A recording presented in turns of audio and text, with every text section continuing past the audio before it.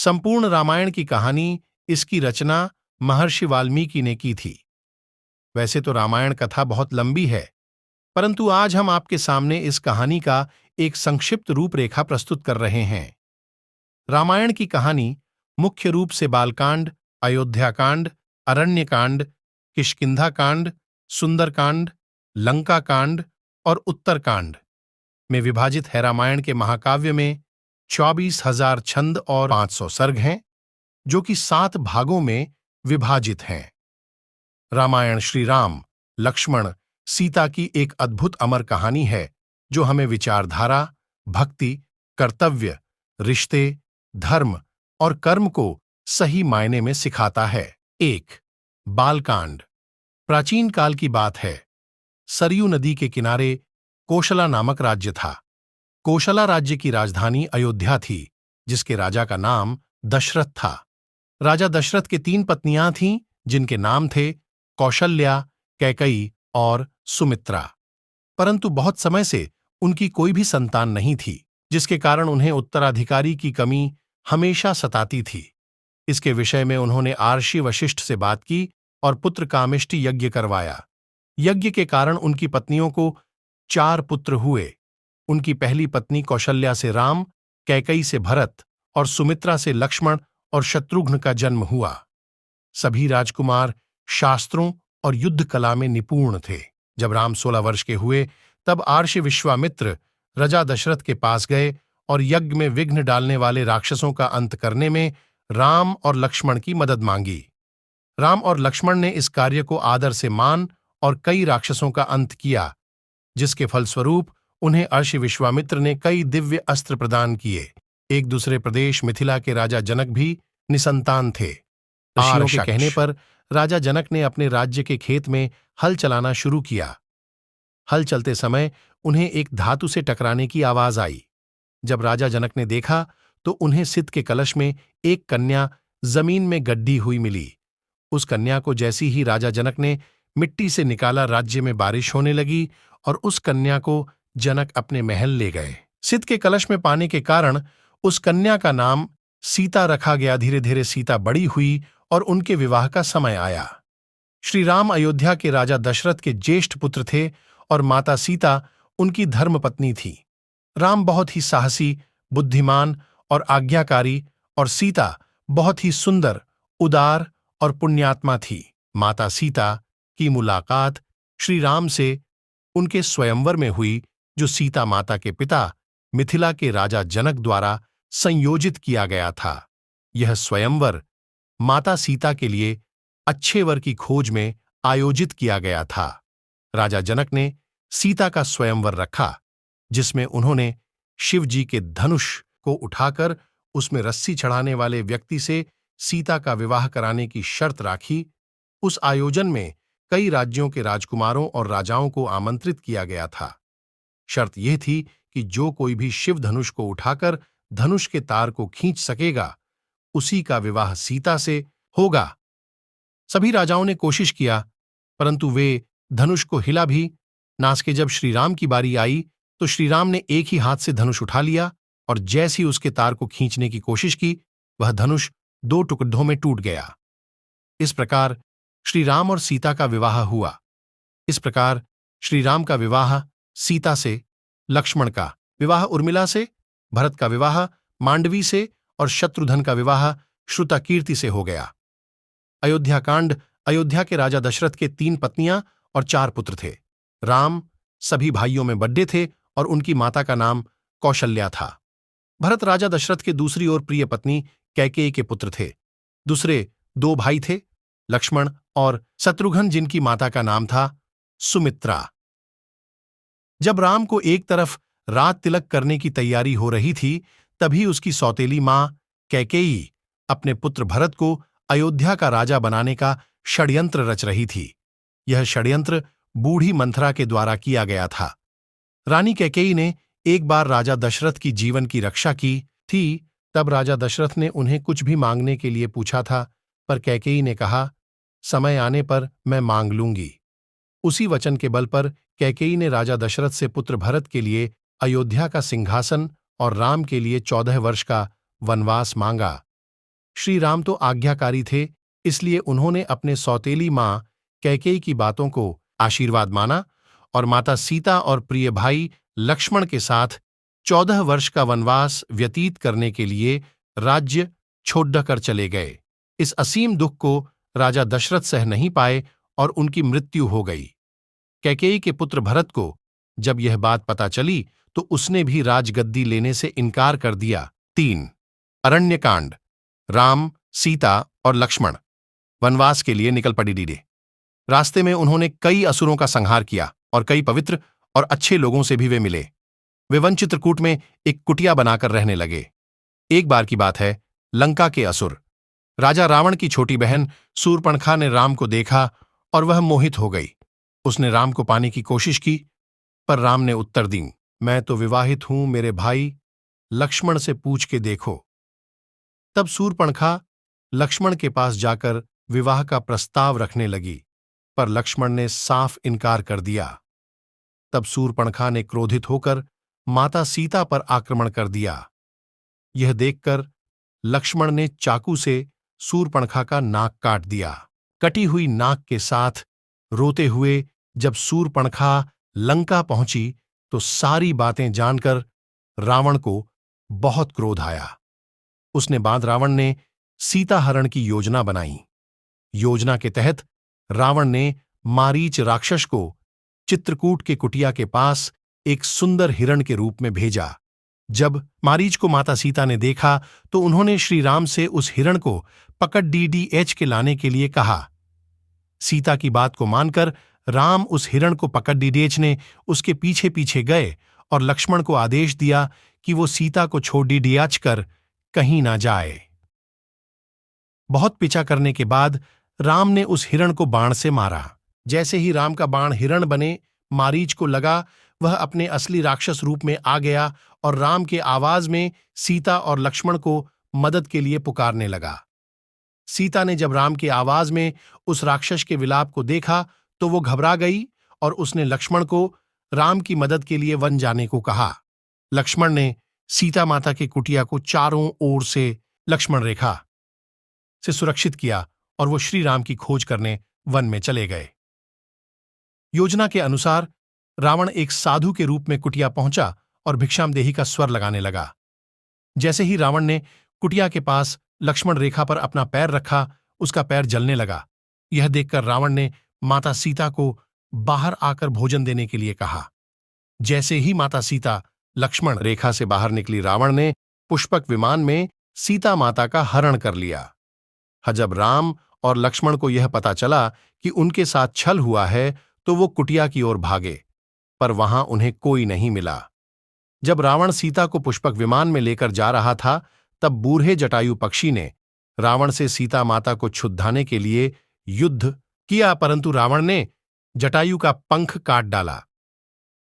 जब राम और लक्ष्मण सीता को ढूंढते हुए जा रहे थे तो रास्ते में जटायु का शरीर पड़ी रहा था और वो राम राम विलाप कर रहा था। जब राम और लक्ष्मण ने उनसे सीता के विषय में पूछा तो जटायु ने उन्हें बताया कि रावण माता सीता को उठा ले गया है और यह बताते बताते उसकी मृत्यु हो गई। 4 किष्किंधा कांड। हनुमान किष्किंधा के राजा सुग्रीव की वानर सेना के मंत्री थे। राम और हनुमान पहली बार ऋषिमुख पर्वत पर मिले, जहां सुग्रीव और उनके साथी रहते थे। सुग्रीव के भाई बाली ने उससे उसका राज्य भी छीन लिया और उसकी पत्नी को भी बंदी बनाकर रखा था। जब सुग्रीव राम से मिले वे दोनों मित्र बन गए।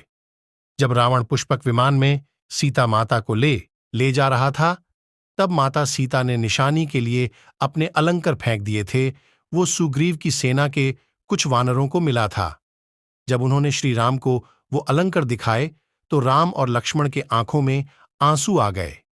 श्री राम ने बाली का वध करके सुग्रीव को किष्किंधा का राजा दोबारा बना दिया। सुग्रीव ने भी मित्रता निभाते हुए राम को वचन दिया कि वो और उनकी वानर सेना भी सीता माता को रावण के चंगुल से छुड़ाने के लिए पूरी जी जान लगा देंगे। उसके बाद हनुमान, सुग्रीव, जामवंत ने मिलकर सुग्रीव की वानर सेना का नेतृत्व किया और चारों दिशाओं में अपनी सेना को भेजा। सभी दिशाओं में ढूंढने के बाद भी कुछ न मिलने पर ज्यादातर सेना वापस लौट आए दक्षिण की तरफ हनुमान एक सेना लेकर गए जिसका नेतृत्व अंगद कर रहे थे। जब वे दक्षिण के समुद्र तट पर पहुंचे तो वे भी उदास होकर विंध्य पर्वत पर इसके विषय में बात कर रहे थे। वहीं कोने में एक बद्धा पक्षी बैठा था जिसका नाम था संपाति। संपत्ति वानरों को देखकर बहुत खुश हो गया और भगवान का शुक्रिया करने लगा इतना सारा भोजन देने के लिए। जब सभी वानरों को पता चला कि वह उन्हें खाने की कोशिश करने वाला था तो सभी उसकी घोर आलोचना करने लगे और महान पक्षी जटायु का नाम लेकर उसकी वीरता की कहानी सुनाने लगे। जैसे ही जटायु की मृत्यु की बात उसे पता चला वह जोर जोर से विलाप करने लगा। उसने वानर सेना को बताया कि वो जटायु का भाई है और यह भी बताया कि उसने और जटायु ने मिलकर स्वर्ग में जाकर इंद्र को भी युद्ध में हराया था। उसने यह भी बताया कि सूर्य की तेज किरणों से जटायु की रक्षा करते समय उसके सभी पंख भी जल गए और वह उस पर्वत पर गिर गया। संपाति ने वानरों से बताया कि वह बहुत ज्यादा जगहों पर जा चुका है और उसने यह भी बताया कि लंका का असुर राजा रावण ने सीता को अपहरण किया है और उसी दक्षिणी समुद्र के दूसरी ओर उसका राज्य है। जामवंत ने हनुमान के सभी शक्तियों को ध्यान दिलाते हुए कहा कि हे हनुमान, आप तो महाज्ञानी, वानरों के स्वामी और पवन पुत्र हैं। यह सुनकर हनुमान का मन हर्षित हो गया और वे समुद्र तट किनारे स्थित सभी लोगों से बोले, आप सभी कंदमूल खाकर यही मेरा इंतजार करें जब तक मैं सीता माता को देखकर वापस न लौट आऊं। ऐसा कहकर वे समुद्र के ऊपर से उड़ाहटते हुए लंका की ओर चले गए। रास्ते में जाते समय उन्हें सबसे पहले मेनका पर्वत आए। उन्होंने हनुमान जी से कुछ देर आराम करने के लिए कहा, पर हनुमान ने उत्तर दिया, जब तक मैं श्री राम जी का कार्य पूर्ण ना कर लूं मेरे जीवन में विश्राम की कोई जगह नहीं है। और वे उड्डाते हुए आगे चले गए। देवताओं ने हनुमान की परीक्षा लेने के लिए सांपों की माता सुरसा को भेजा। सुरसा ने हनुमान को खाने की कोशिश की पर हनुमान को वो खा ना सकी। हनुमान उसके मुख में जाकर दोबारा निकल आए और आगे चले गए। विभीषण ने हनुमान को बताया कि रावण ने सीता माता को अशोक वाटिका में कैद करके रखा है। यह जानने के बाद हनुमान जी ने एक छोटा सा रूप धारण किया और वह अशोक वाटिका पहुंचे। वहां पहुंचने के बाद उन्होंने देखा कि रावण अपने दसियों के साथ उसी समय अशोक वाटिका में पहुंचा और सीता माता को अपने ओर देखने के लिए साम दाम दंड भेद का उपयोग किया, पर तब भी सीता जी ने एक बार भी उसकी ओर नहीं देखा। रावण ने सभी राक्षसियों को सीता को डराने के लिए कहा, पर त्रिजटा नामक एक राक्षसी ने माता सीता की बहुत मदद और देखभाल की और अन्य राक्षसियों को भी डराया, जिससे अन्य सभी राक्षसी भी सीता की देखभाल करने लगे। कुछ देर बाद हनुमान ने सीता जी के सामने श्री राम की अंगूठी डाल दी।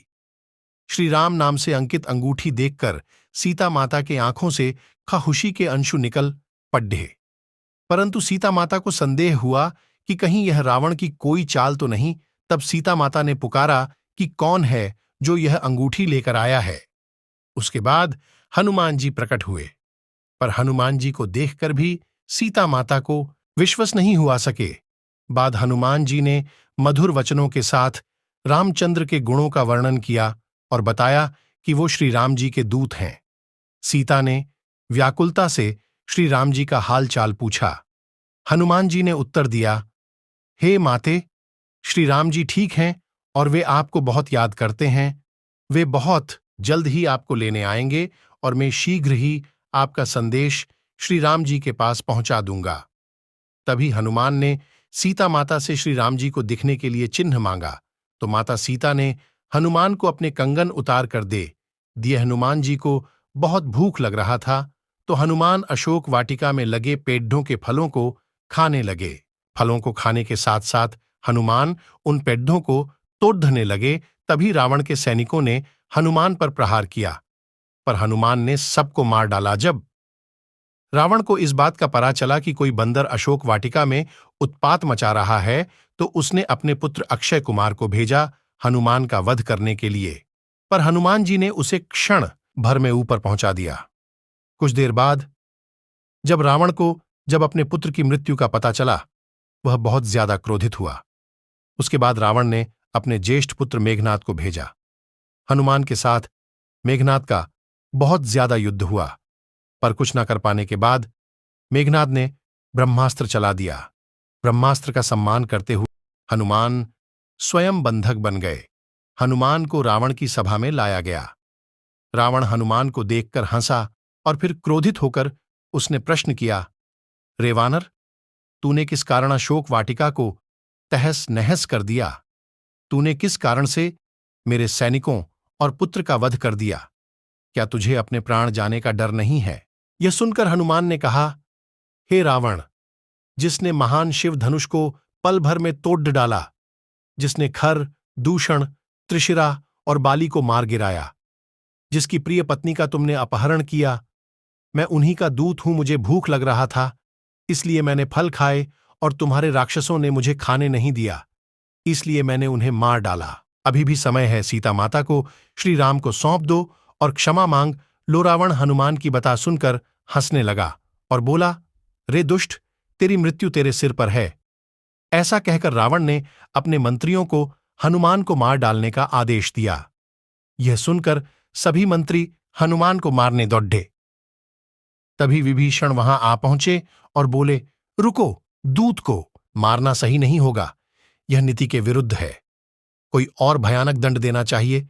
सभी ने कहा, बंदर का पूंछ उसको सबसे प्यारा होता है, क्यों ना तेल में कपड़ा डूबाकर इसकी पूंछ में बंधकर आग लगा दिया जाए।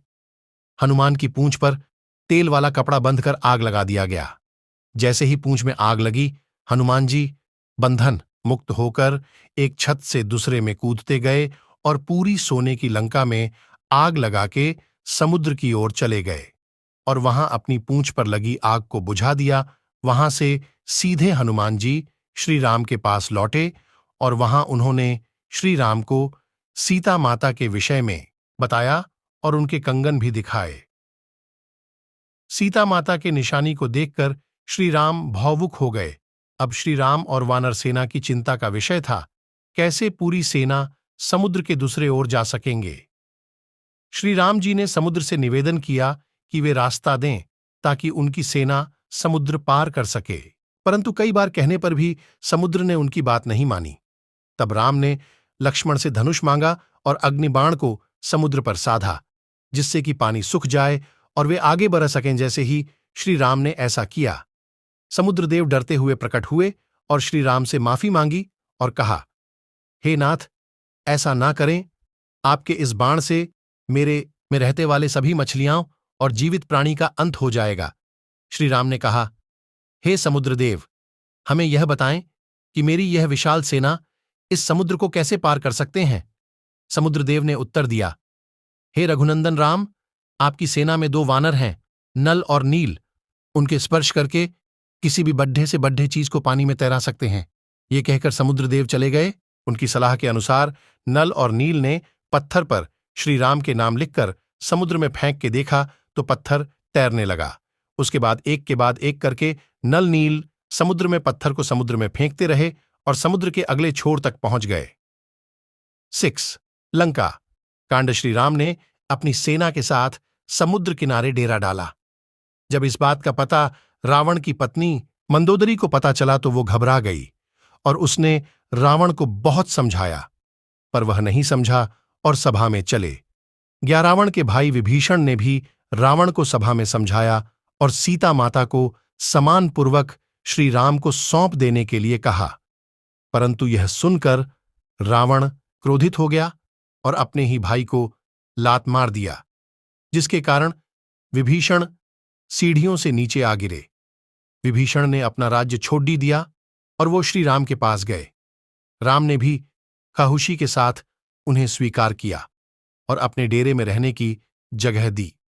आखिरी बार श्री राम ने बालीपुत्र अंगद कुमार को भेजा, पर रावण तब भी नहीं माना। श्री राम और रावण की सेना के बीच भीषण युद्ध हुआ। इस युद्ध में लक्ष्मण पर मेघनाद ने शक्ति बाण से प्रहार किया था, जिसके कारण हनुमान जी संजीवनी बूटी लेने के लिए हिमालय पर्वत गए, परंतु वे उस पौधे को पहचान ना सके, इसलिए वे पूरा हिमालय पर्वत ही उठा लाए थे। यहां तक कि रावण के भाई कुंभकर्ण जैसे महारथी असुर को भी भगवान राम ने अपने बाण से मार डाला। इस युद्ध में रावण की सेना के श्री राम की सेना प्रसत कर देती है और अंत में श्री राम रावण के नाभि में बाण मारकर उसे मार देते हैं और सीता माता को क्षुद्धाशा लाते हैं।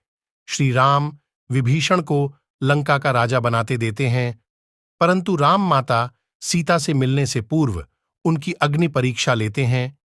उसके बाद श्री राम सीता और भाई लक्ष्मण के साथ अपने राज्य 14 वर्ष के वनवास से लौटते हैं। 7वीं उत्तरकड़ उसके बाद श्री राम को अयोध्या का राजा घोषित किया गया और उनका जीवन खुशियों से बीत रहा था।